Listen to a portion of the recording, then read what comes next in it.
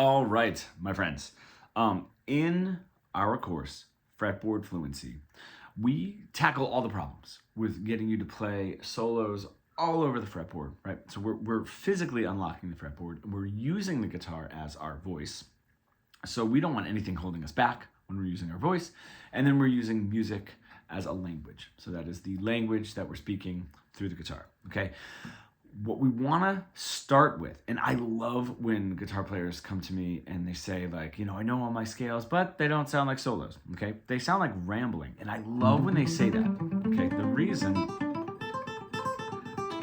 I love it is because rambling is such like a linguistic word, and really rambling is just sort of speaking, making sound, but not going anywhere.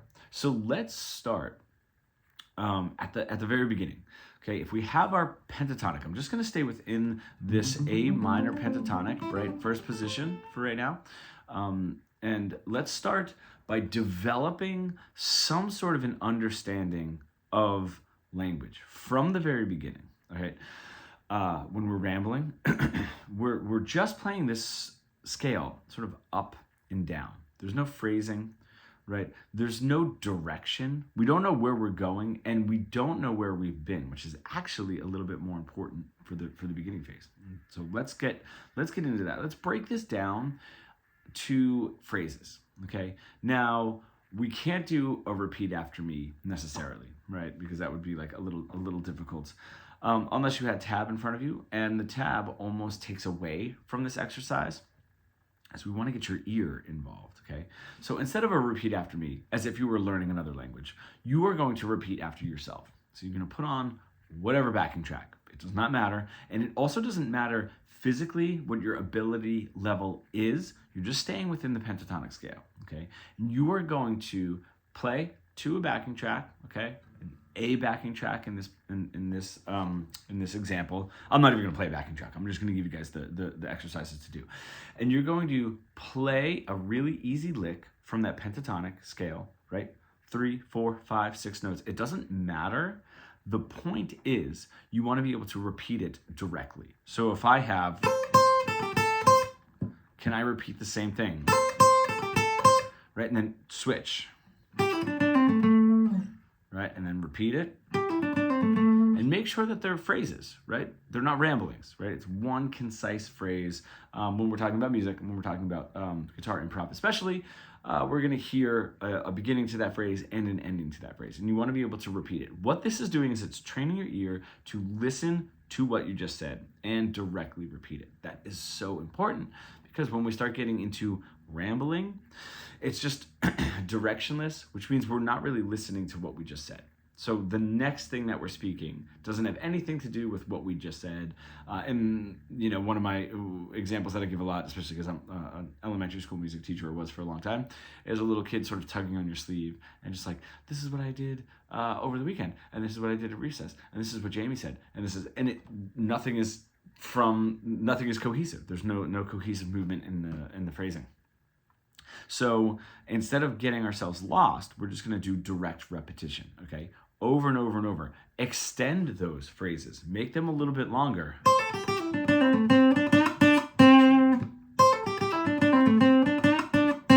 Okay, see if you can still hold on to those phrases as they get longer and longer.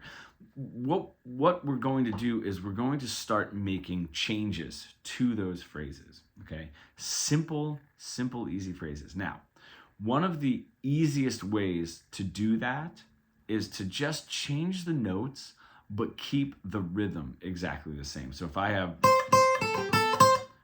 and I don't want to directly repeat it, I can go, right, just 2 other notes. Right, I could even go down. Okay, that is going to give us some cohesiveness, but it's also going to give us a little bit of an element of surprise, okay? And we're starting to move in a direction. If I have that,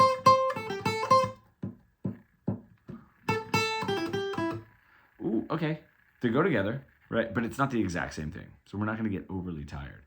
Practicing that, it's a great way to get used to making changes that have to do with what you just said, right? Over and over and over. Pause it now, if you would like, and play your backing track and try a few of those. Same thing now. The further we get within that conversation, the longer those phrases get, the easier it is to lose track of what we were saying. So jump back in and start making them a little bit longer and a little bit longer, and see where they start to lose track. All right, and then that's that space, right? If you're okay in 3 notes, you're okay in 4 notes, you're okay in 5 notes. 6 notes starts to lose track a little bit. All right, you know to back up and go to 5 notes, and then you sort of like keep pushing that along. One thing that we don't hear, right, is if you have something like,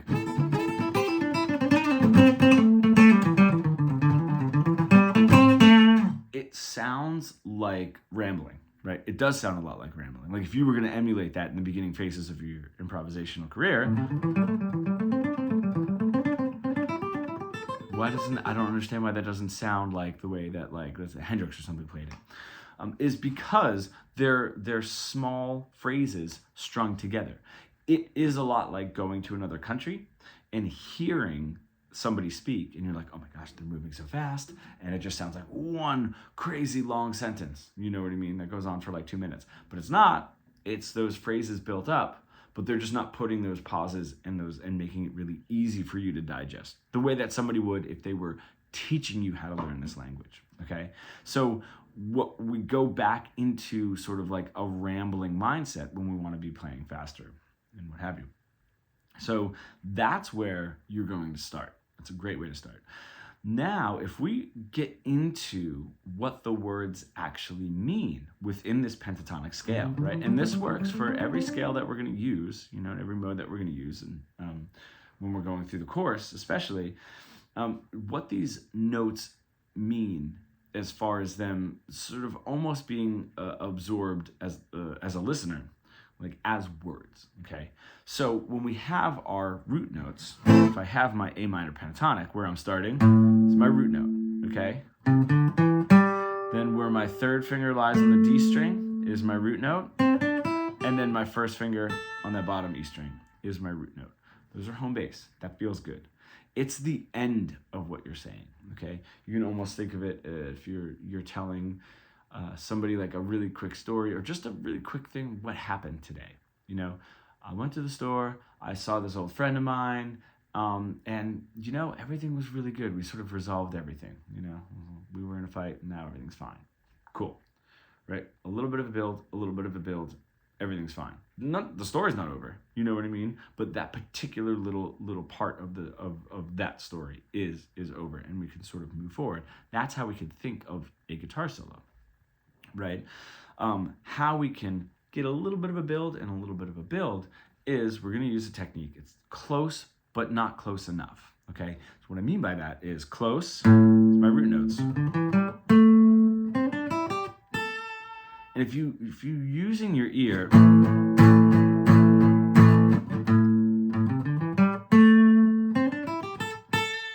those notes feel and sound good. They sound resolved. A lot of times when people are getting into improvisation, they will just continually land on those notes.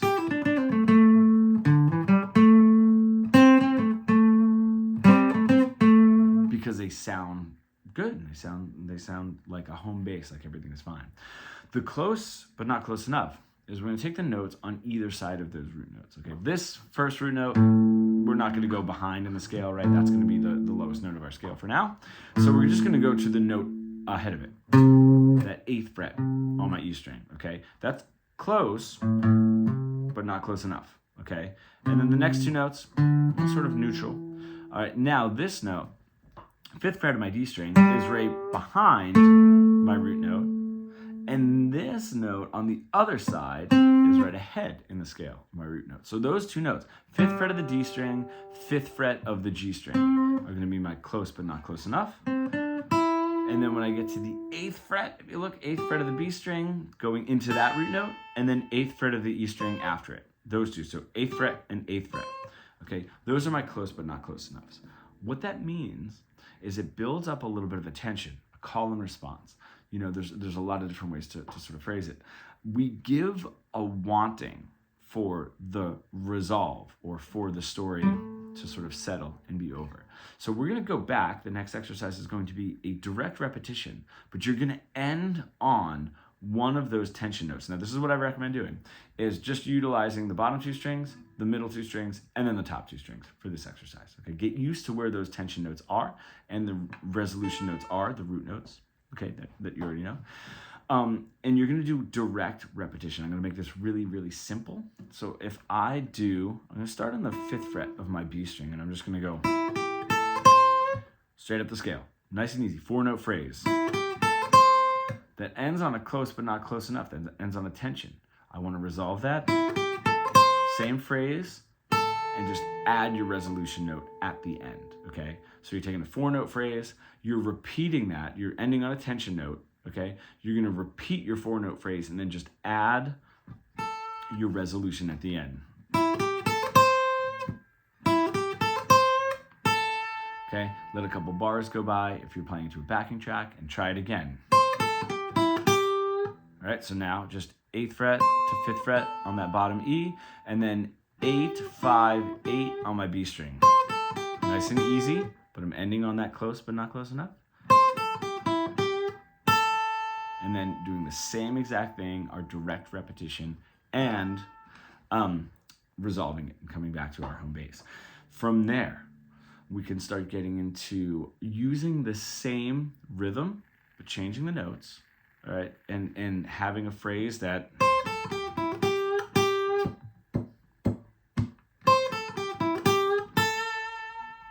all right, we can vary it up just a little bit. Instead of just 5 notes and then 5 notes with the addition, I just took that, instead of the 2 tension notes, I took one of the tension notes away and added that. If I want to get a little bit looser with it,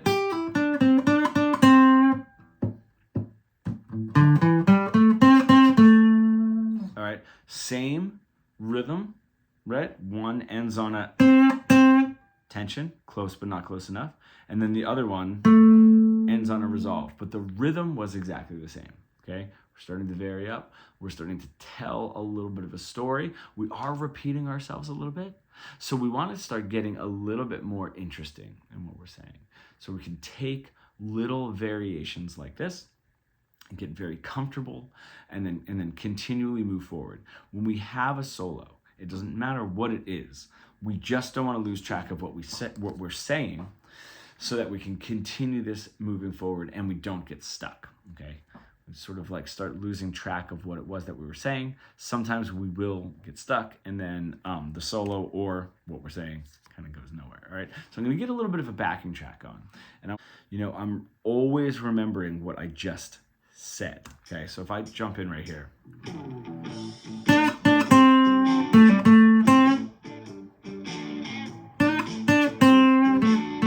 Close to direct repetition.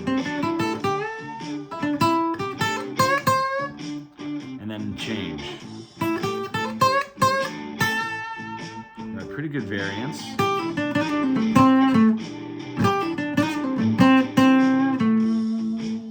Some direct repetition, some completely different, but still set up a tension and a resolution in there.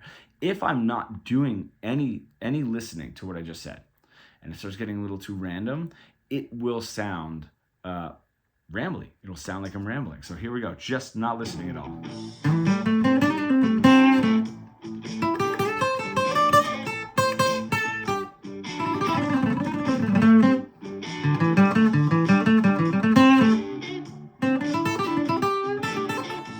Right? I'm not going, none of those have anything to do with what I was just saying.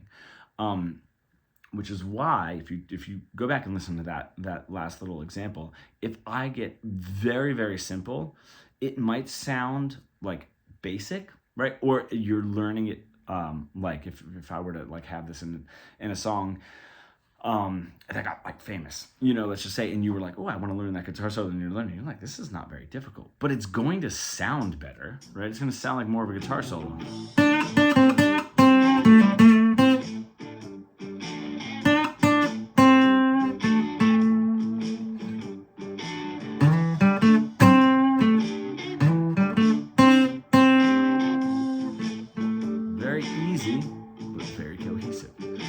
Start experimenting with that direct repetition and how far outside, you know the steps, direct repetition, right?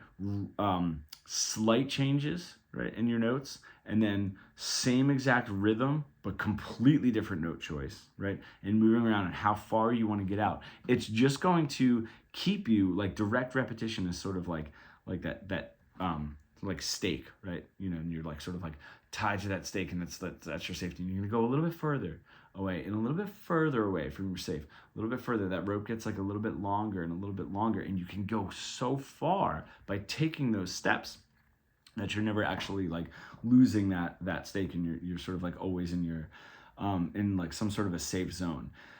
Try all of those. This is endless, you know, which is great, because even if you were just doing the step one of direct repetition, making those direct those phrases really difficult and long is really challenging to then repeat a 2-bar phrase that has, you know, 14 different notes. So try all that. The last thing that I'll give you that is not necessarily part of the exercises, but I do want you to put in there, is when you're doing these exercises, if we're staying on strong beats only, it's going to get really boring really quickly, right? So how to take a phrase but make a phrase a little bit more enticing, a little bit more alive, bringing life into it, is not staying just on the strong beats, and to be honest, not staying just on the weak beats. You're gonna want to vary it up a little bit. So if I have 1, 2, 3, 4, that's my strong beat. So like 1, 2, 3, 4. Cool. So it's like strong, strong, weak, strong, strong, right? And the weak beats are what's in between.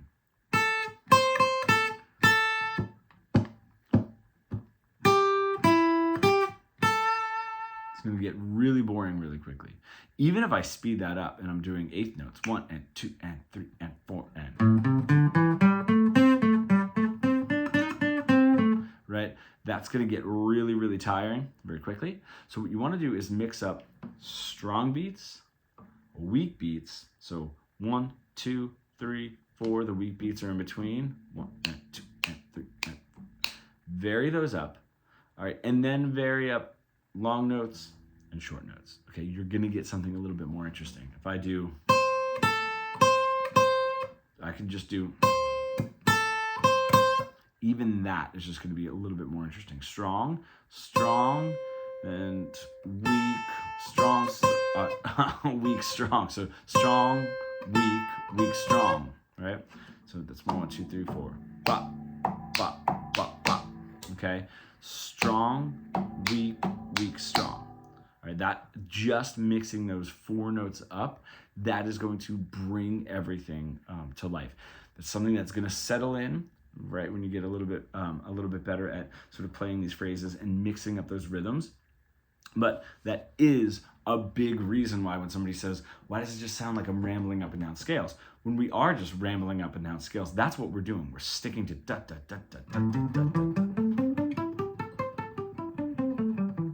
Right? And we're not allowing space, which is the next big part, like not allowing a phrase to end in that case. So if we're mixing up strong beats and weak beats, but we're also, because even in the very first exercise when we're doing direct repetition, we are in fact allowing space and allowing phrases, right? Those two things alone, allowing space and mixing up strong beats and weak beats and making that rhythm interesting, is going to bring your solos to life, like right away. Right? Now you're doing it and you're adding direct repetition, and then you're varying your direct repetition, and that's sort of growing and growing, and we're sort of looking at this in 2 different ways. It's a language, which means it's not just call and response. Cool. But it's also how you're saying it. It's not just what you're saying, but it's how you're saying it. And we need to bridge those 2 together. Of course, that is what we do in our 12-week fretboard fluency course, where nothing is off the table. You be able to play and communicate all of your ideas perfectly well all over the fretboard. We're not just sticking to one area. DM me if you do have any questions about the course, but I want you to take this and build on it and build on it. It is fun too. I mean, I think the other thing too, when a lot of people get into these lessons, is you don't have to stop doing what you're doing. If you're putting on a backing track and just playing up and down the scale, you don't have to stop doing that. Just add some of this in and then go back to what you're doing. Add some of this in, go back to what you're doing. And then eventually that starts seeping its way in, which I think is really cool. Thank you for sticking around. I hope this helped, and I will see you soon.